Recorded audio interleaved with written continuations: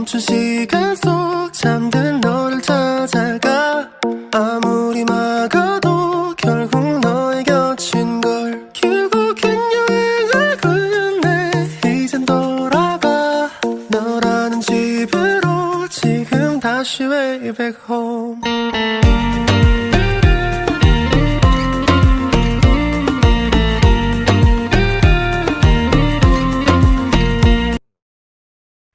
Assalamualaikum warahmatullahi wabarakatuh. Kami dari kelompok 1, kelas 2D INF, Prodi Sistem Informasi, Fakultas Ilmu Komputer, Universitas Bina Bangsa. Saya Maharani Putri Wijaya selaku ketua kelompok. Pertama-tama akan memperkenalkan nama-nama anggota dari kelompok 1. Yang pertama, saya Maharani Putri Wijaya selaku moderator.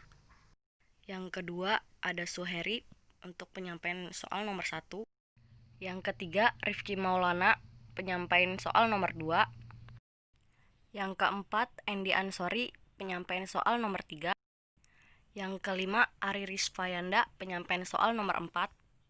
Dan yang terakhir, M. Izza Malik, penyampaian soal nomor 5.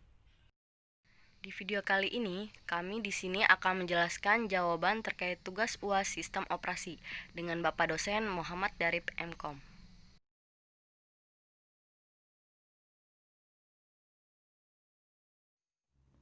Assalamualaikum warahmatullahi wabarakatuh.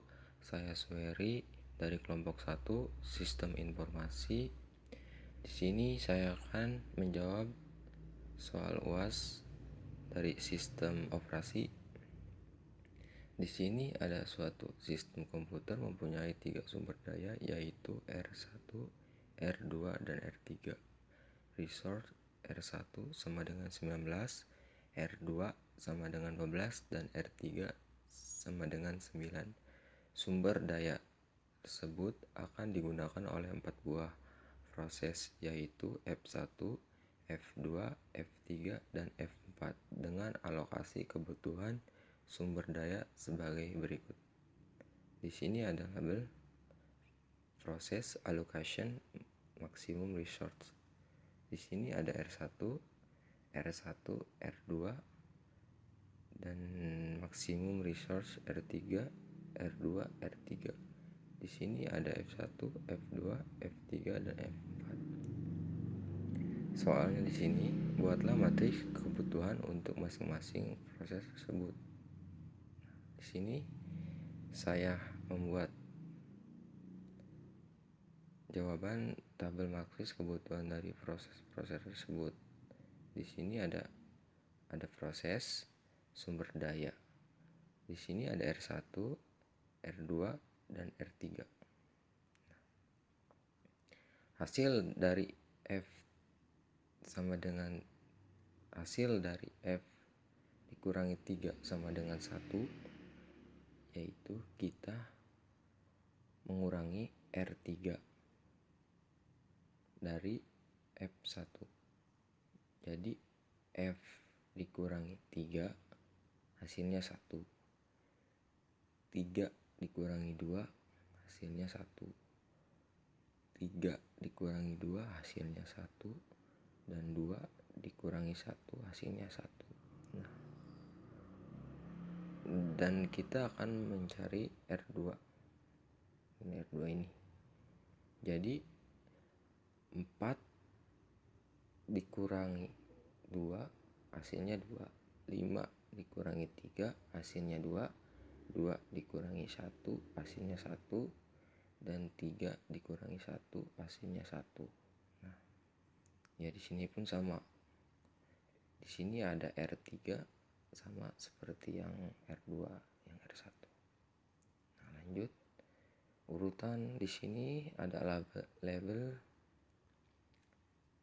jawaban yang kedua. Ada label proses allocation maximum resource. Nah, di sini ada F1, F2, F3, dan F4. Nah, di sini kita menjumlahkan dari R1.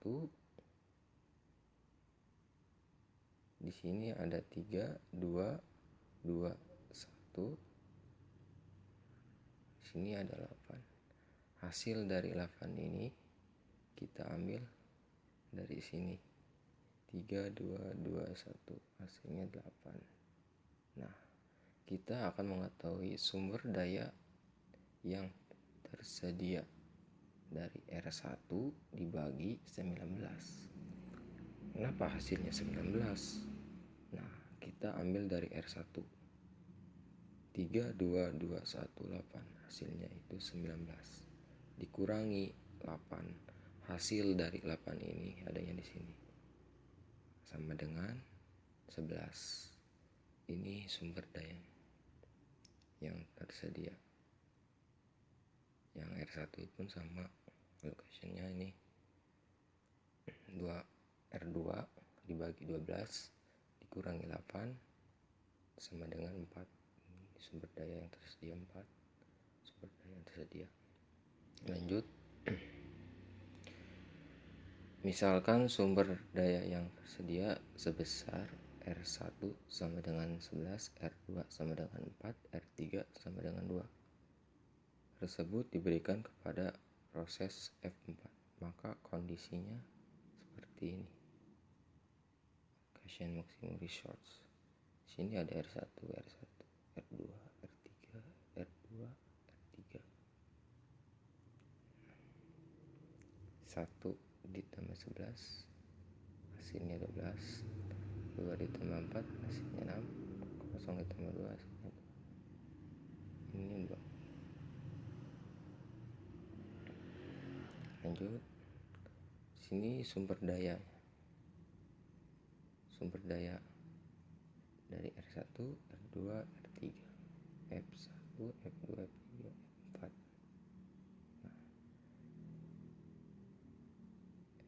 4 dikurangi 3, 1. Ini gambar seperti di atas. 2 dikurangi 12 sama dengan 10. 3 dikurangi 6 sama dengan 3. Dan 3 dikurangi 2 sama dengan 1. Setelah proses F4 selesai, maka kondisi akan menjadi seperti ini. Di sini ada proses F1, F2, F3, F4, ini kosong. Jadi R1 dibagi 19 dikurangi 7.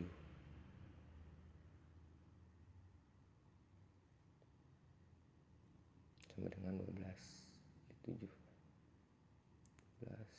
Lanjut. Selanjutnya sumber daya yang tersedia sebesar R1 sama dengan 12, R2 sama dengan 6, R3 sama dengan 2 diberikan misalnya kepada F3. Maka kondisinya menjadi seperti ini. Allocation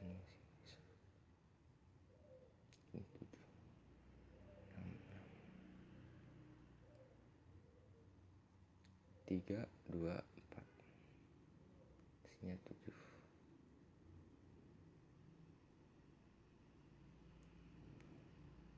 Ini 6. Sumber dayanya seperti ini. Proses 4 dengan 10. Setelah proses F3 selesai, maka kondisi akan menjadi seperti ini. R1, R1, R2, R3, R2, dan lanjut. Setelah allocation maksimum, kita melihat label sumber daya ada R1, R2, dan R3. Ini hasilnya. Setelah proses F2 selesai, maka kondisi akan menjadi seperti ini. Gaussian maximum resource R1, R1, R2, dan F1, F2, F3, dan F4. Untuk mengetahui sumber daya yang tersedia, R1 dibagi 19 dikurangi 3 sama dengan 16.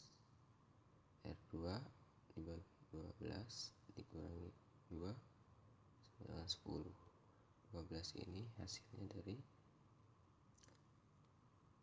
yang di atas kita udah menjumlahkannya, dan R3 dibagi 9 dikurangi 3 sama dengan 6. Sisa sumber daya yang tersedia dapat diberikan kepada proses F1 untuk menyelesaikan proses tersebut. Jadi urutan penanganan proses supaya tidak terjadi deadlock adalah F4, F3, F2, dan F1. Mungkin sekian dari saya. Mohon maaf ada kesalahan. Di sini saya masih belajar. Wassalamualaikum warahmatullahi wabarakatuh.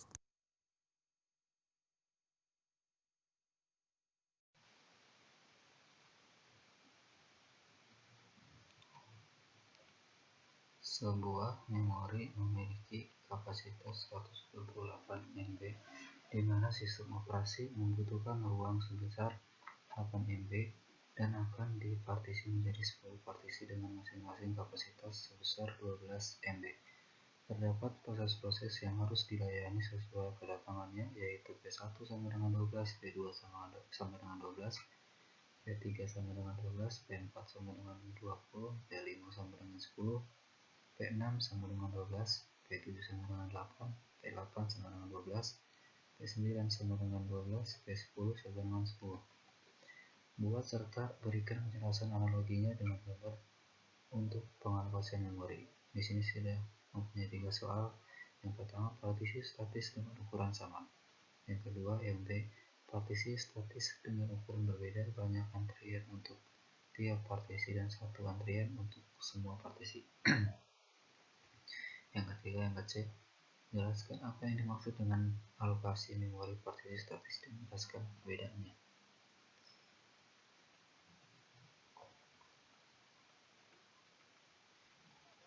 Langsung saja, kita di sini langsung ke soal yang pertama, yang A, partisi statis dengan ukuran sama. Nah, tadi kan kita sudah mendapatkan 128 MB, di mana SO-nya itu 8 MB. Kan kita sudah mendapatkan P1 sampai P10.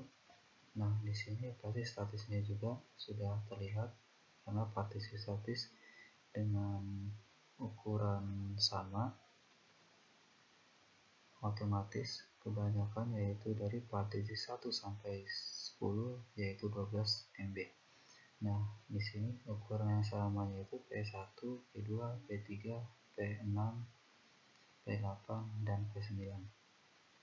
Nah, ini P4, P5, P7, P10 prosesnya itu tidak dapat masuk karena ukurannya bukan 12 MB, karena ada yang lebih kecil maupun yang lebih besar, dan partisi yang kosong yaitu P7, P8, P9, P10, karena partisi yang lainnya itu beda ukuran.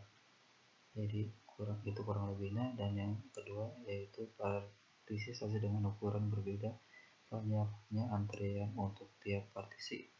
Nah, jadi dia yang B ini kalau partisinya sama, jadi dia bisa masuk, jadi bisa digabung gitu, langsung otomatis masuk. Dan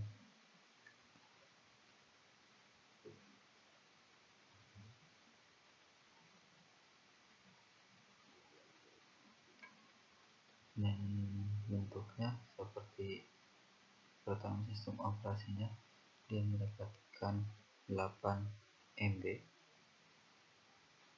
Pengelolaan ukurannya yaitu karena P1 dan P2 itu ukurannya sama 12 MB, jadi dia masuknya ke partisi 1 yang jumlahnya juga sama 12 MB. Dan yang keempat, karena dia sendiri hanya 20 MB, jadi dia tidak ada temannya, bisa dikatakan dia ini sendirian. Partisinya itu keempat karena dia lebih kecil dari 20 MB, dari 24 MB. Nah, yang ketiga itu P6 dan P3. Di sini juga sama seperti yang pertama, ukurannya sama. Yang dua-duanya juga sama-sama 12, jadi bisa digabungkan.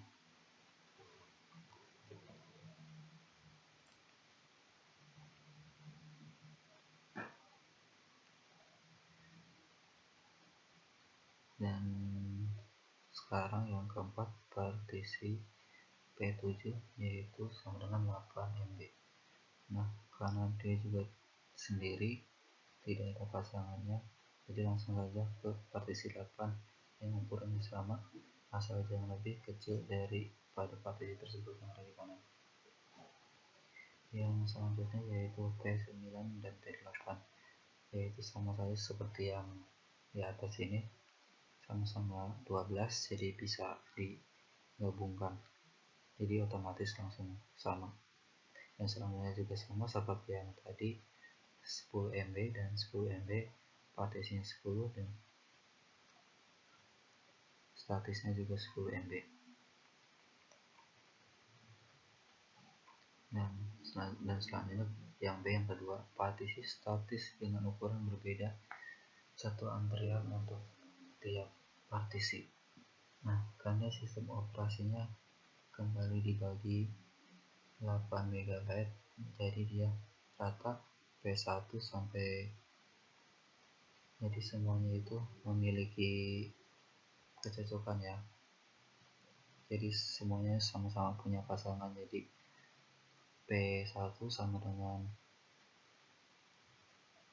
partisi 1, P2 juga partisi dengan P2, P3 partisi juga dengan partisi 3, jadi sama-sama memiliki pasangan. Dan yang ketiga, yang C, alokasi memori partisi statis adalah pemartisian dengan jumlah lokasi dan ukuran proses di memori tidak beragam sepanjang waktu secara tetap. Perbedaannya, semua sumber daya sepenuhnya dikuasai proses yang sedang berjalan. Sekian dari saya, mohon maaf jika ada salah kata karena saya juga masih tahap pembelajaran. Assalamualaikum warahmatullahi wabarakatuh. Assalamualaikum warahmatullahi wabarakatuh. Saya Indian Sori. Di sini saya akan menjawab soal nomor 3. Soalnya adalah, buatlah penjelasan dan contoh analogi atau partisi dinamis beserta gambar jika sebuah sistem memori memiliki kapasitas 128 MB harus melayani proses-proses yang datang secara berturut-turut dengan permintaan adalah sebagai berikut. P1 sama dengan 18 MB, P2 8 MB, P3 12 MB, P4 28 MB, P5 64 MB, dan P6 32 MB.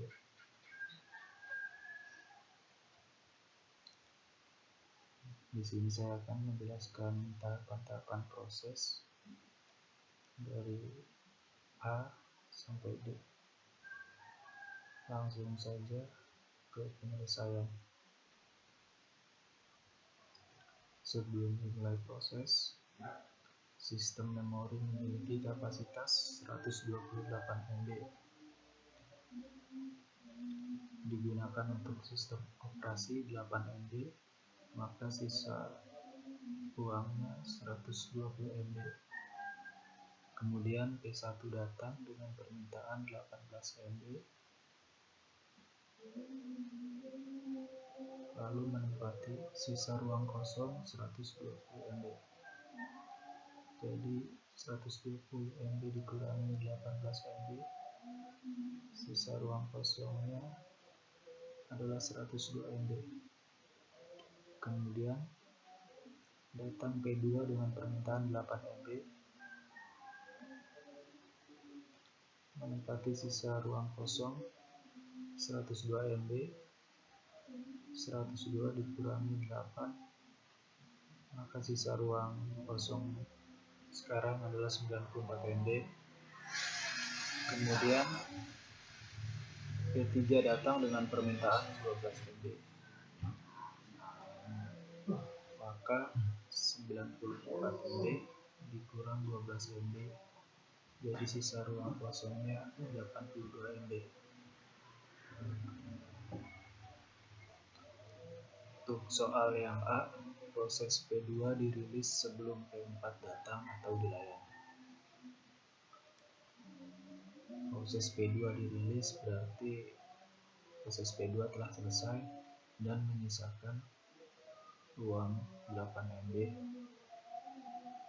Kemudian P4 datang dengan permintaan 28 MB. Karena sisa ruang P2 lebih kecil, maka P4 menempati sisa ruang kosong 82 MB. 82 dikurangi 28, maka sisa ruang kosongnya 84 MB. Untuk soal B, proses P3 dirilis sebelum P5 datang atau dilayani. Proses P3 dirilis berarti proses P3 telah selesai dan menyisakan ruang kosong 12 MB dan juga sisa ruang kosong P2 8 MB. Kemudian P5 datang dengan permintaan 64 MB. Karena sisa proses P2 dan P3 lebih kecil, maka proses P5 tidak dapat dilayani karena kapasitas yang tersedia tidak cukup dan juga bisa disebut sebagai overlay. Untuk soal C, proses P1 dirilis sebelum P6 datang atau dilayani. Proses P1 dirilis berarti proses P1 telah selesai dan menyisakan ruang kosong 18 MB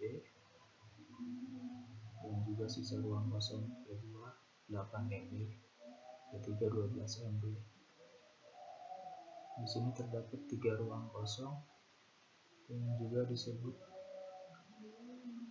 external fragmentation karena terdapat ruang-ruang kosong bekas proses-proses sebelumnya.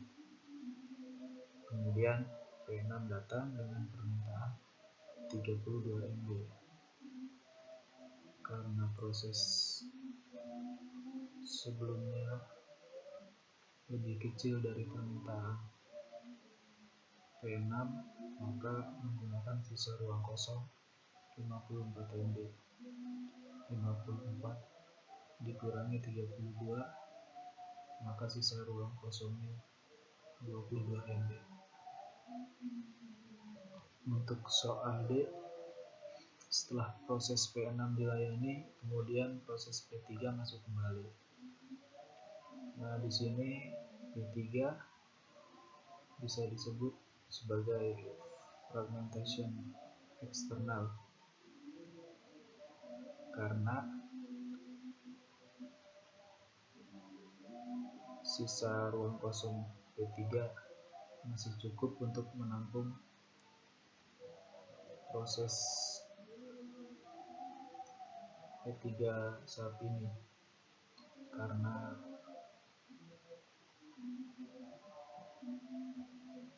kapasitasnya masih sama 12 MB, jadi tidak menempati sisa ruang kosong yang 22 MB.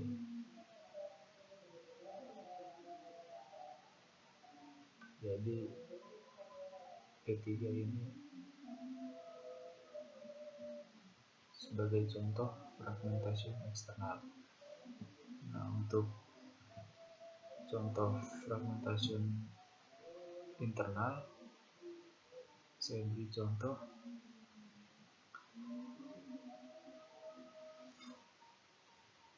ada suatu partisi dengan kapasitas kosong 25 MB, kemudian ada permintaan 20 MB, maka masih menyisakan 5 MB dari 25 MB sisa ruang kosong. Sekian dari saya. Terima kasih. Wassalamualaikum warahmatullahi wabarakatuh. Assalamualaikum warahmatullahi wabarakatuh.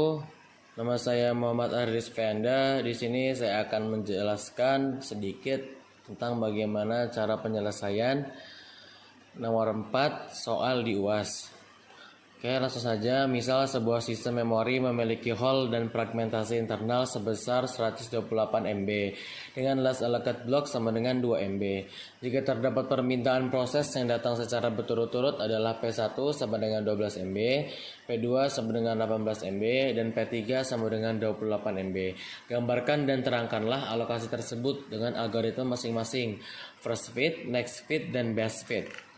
Oke, langsung saja. Di sini sudah ada penjelasannya atau cara penyelesaiannya. Oke, pertama adalah first fit. Kapasitas memori misalnya 128 MB. Kosong sama dengan 14 MB, terpakai 12 MB, kosong sama dengan 2 MB. Maka dijumlahkan adalah 14 MB. Jadi P1 datang sama dengan 12 MB. Selanjutnya kosong sama dengan 24 MB, terpakai 18 MB, kosong sama dengan 6 MB. Maka dijumlahkan 24 MB. Jadi P2 datang sama dengan 18 MB. Oke, selanjutnya kosong sama dengan 32 MB. Terpakai sama dengan 28 MB, kosong sama dengan 4 MB. Maka dijumlahkan adalah 32 MB. Jadi P3 datang sama dengan 28 MB. Oke, last allocated blocknya sama dengan 2 MB. Oke, selanjutnya adalah next fit. Kapasitas memorinya sama, misalnya 128 MB, kosong sama dengan 14 MB, terpakai sama dengan 12 MB, kosong sama dengan 2 MB. Maka dijumlahkan adalah 14 MB. Jadi P1 datang sama dengan 12 MB. Selanjutnya kosong sama dengan 24 MB. Terpakai 18 MB, kosong sama dengan 6 MB. Maka dijumlahkan 24 MB. Jadi P2 datang sama dengan 18 MB. Oke, selanjutnya kosong sama dengan 32 MB. Terpakai 28 MB, kosong sama dengan 4 MB. Maka dijumlahkan adalah 32 MB. Jadi P3 datang sama dengan 28 MB. Oke, last allocated blocknya sama dengan 2 MB. Dan selanjutnya adalah best fit. Oke, sama kapasitasnya. Oke, kosong sama dengan 12 MB, terpakai 12 MB. Jadi P1 datang sama dengan 12 MB. Oke, kosong 24 MB, terpakai 18 MB, kosong 6 MB. Maka dijumlahkan 24 MB. Jadi P2 datang sama dengan 18 MB. Selanjutnya kosong sama dengan 32 MB. Terpakai 18 MB, kosong 4 MB. Maka dijumlahkan adalah 32 MB. Jadi P3 datang sama dengan 28 MB. Oke, last allocated blocknya sama dengan 2 MB. Oke, cukup sekian dari saya. Hanya itu yang bisa saya jelaskan. Mohon maaf jika ada kekurangan. Assalamualaikum warahmatullahi wabarakatuh. Assalamualaikum warahmatullahi wabarakatuh. Saya Muhammad Ilham Malik Mudofa. Di sini saya akan menjawab soal nomor 5, yaitu dilihat dari page table dan pemetaan frame dari alamat logika berikut ini. Tunjukkan alamat fisik berdasarkan nomor offset berikut. Angka 0 di sini yaitu bilangan binarnya adalah 000, dan angka 2 menunjukkan ke huruf I dengan bilangan binar 0000. Angka 1 di sini bilangan binarnya adalah 0001, dan angka 3 menuju ke arah N dengan bilangan binar 0001. angka 2 di sini bilangan binernya adalah 0010 dan angka 5 menunjuk ke arah W dengan bilangan biner 0010. Dan yang terakhir angka 3 yaitu bilangan binernya adalah 0011 dan 4 menunjukkan ke arah huruf T dengan bilangan biner 0011. Mungkin sekian dari saya. Wassalamualaikum warahmatullahi wabarakatuh. Baik, itu tadi penjelasan jawaban dari kami. Kurang lebihnya kami mohon maaf. Sekian, terima kasih.